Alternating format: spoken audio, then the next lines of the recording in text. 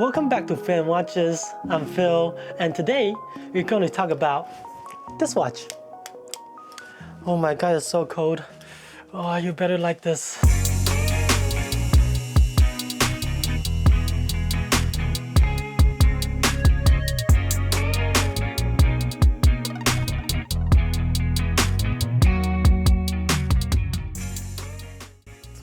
Hey friends, welcome back to Film Watches. I'm Phil, and this is my boy Scooby.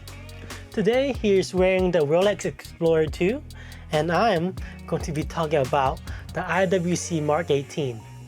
So I want to start off by saying everyone buys watches differently. Some people want to buy watches as a collection, have a theme, right? They have to have a sports watch, a field watch, a dress watch, etc. But when I buy watches, I tend to want a watch that could fit all situations, that could essentially be my one watch collection. So this watch is one of them. This is the IWC Mark 18, and I don't mind wearing it for the rest of the year if it's my only watch. So let's get started in the video. Oh, before we get started, please like, comment, and subscribe, because this is a small channel and it really helps me grow. Thank you. So there's 5 things I consider every time I want to buy a new watch. And for me, those 5 things are what's the most important to me.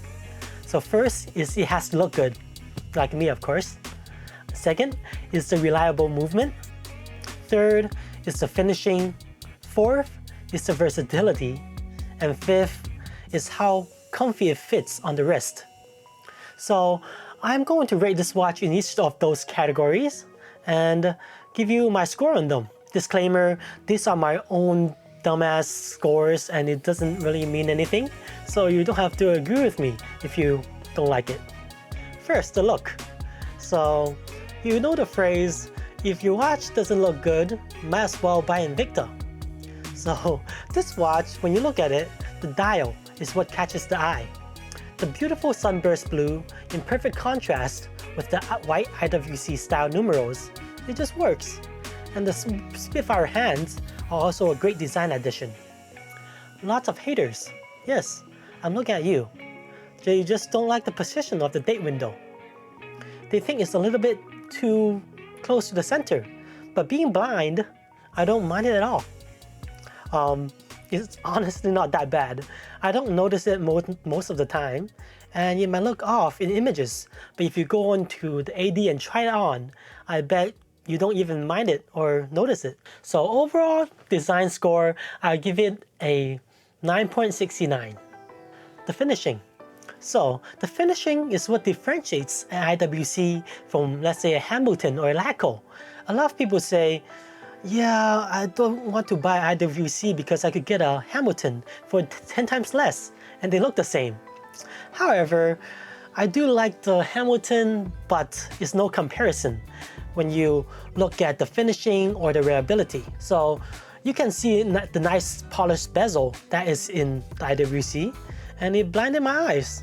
The fine brushing of the case and bracelet and the treatment of the dial and hands are on par with Rolexes or Omegas. I feel like finishing is often overlooked, but I'm not going to drop 3 grand on a watch and feel like it's not well finished. So it's something that you can be a nerd about and admire when you take a closer look. So overall for finishing, I'll give it a 9. Next, the movement. So I'm not going to be a complete fanboy and say, yeah, the movement is perfect, because I feel like this should be an in-house movement for the price point, right? So the movement should be an in-house caliber.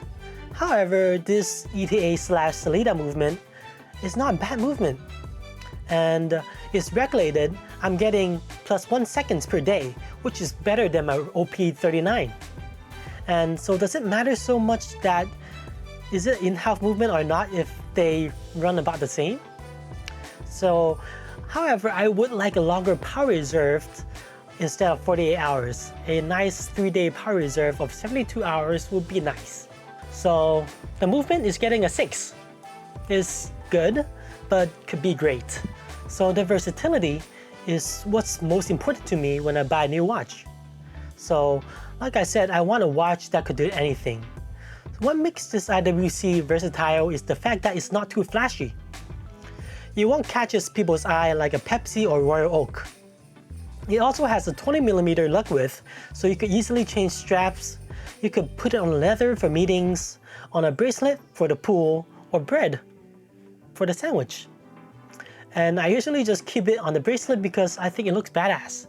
But some people like leather, so if you like that, change it. The only negative points for versatility is the water resistance. So this watch only have a 60 meters of water resistance, which is suitable for swimming and even light diving. But most watches nowadays have at least 100 meters, so that could be nice. So overall versatility, I'll give it an 8. Alright, so everything I said is shit if the watch is not comfortable, right? You won't wear it if it's not comfortable. I wouldn't wear a Patek if it's not comfortable. So this watch is very wearable because the bracelet is carrying the weight.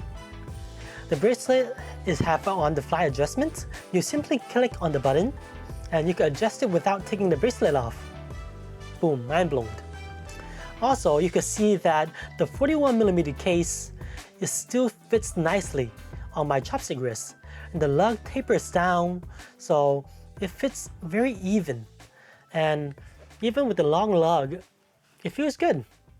So as a former engineer, I really like the bracelet of the IWC because we said about the clasp with having a great micro adjustment. Also, it have these links that could be taken out individually, right? So you could size for your perfect fit. And it's nicely brushed in the front, and on the sides it's nicely polished. So you get those different textures. It's great for looks and great for wearability. So the overall wearability score, I'll give it a 9 because it's very comfy. So let's look at some other highlights of the watch. So first, the richness of the dial really changes depends on if it's bright outside or if it's dark. So when it's bright out, it is a very nice texture blue, but when it's dark, it is a dark dial. So also the layout with the classic IWC numerals and hands really works. People praise about the dial, the perfect list of the dial in the Explorer 1, right? All the time in forums. But I think this dial is just as good, if not better. It's legible and stylish. So what else do you need? It's also very thin, right? The watch is only, I believe, 11mm thick, and the bracelet is above its class. So let's talk about the negatives too. First, the lume is not fantastic. Although they're generously applied on the hands, the other things that light up are only the 3, 6, 9, and 12, making it sometimes hard to tell time when it's dark. And to be a truly versatile watch, you should be able to tell anytime, right? Second is the AR coating. So they're also applied on the outside of the crystal, which doesn't make too much sense to me because it could get scratched more easily. Thankfully, I haven't scratched up yet, but you have to be extra careful of that because a replacement crystal costs quite a penny. So yeah, I don't know why IWC doesn't just apply it to the inner face of the crystal, but also on the outside, because that's not how it should be done. Lastly, though it's comfy, I feel like some people would prefer a 39mm or a 36mm version, because a lot of people have the chopstick wrist like I do. So the overall score of this watch is 41.69. This number is pretty useless since I have nothing to compare it to, but I think it's a nice package for someone who just want a one watch fits all. Would I consider this watch over the OP39, for example? I don't know. Maybe in another video we could discuss that. But if you're having this watch pre-owned, if you're buying this watch pre-owned, it's only $3,500 compared to maybe $7,000 now, which is what the OP39 cost. So that in itself is a huge draw. So yeah, that concludes the review for today. So in the comments, let me know, what will you rate this watch at? From a scale, let's say of 1 to 50, right? What will you rate this watch? In the next episode of Phil and Watches, we're going to talk about this watch. Maybe.